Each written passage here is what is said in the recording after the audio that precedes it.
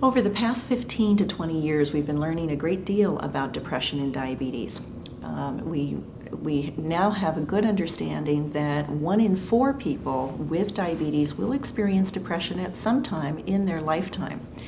For some people, depression comes on after their diabetes has been diagnosed.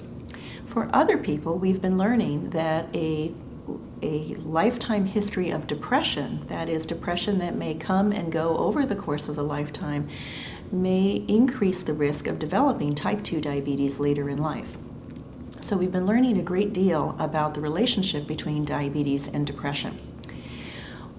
For example, we have learned that people with depression have more difficulty controlling their blood sugars, and that blood sugars tend to run slightly higher for people when they have depression as opposed to when they are depression-free.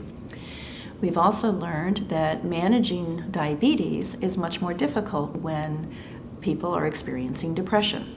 Diabetes is hard enough, and when we add depression to the mix, that makes it that much more difficult for people to manage.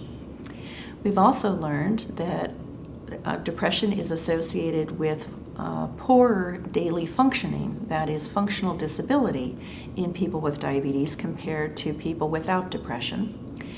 And finally, we have a good evidence now that suggests that people who have both diabetes and depression are at greater risk for premature death than people who have either diabetes alone or depression alone.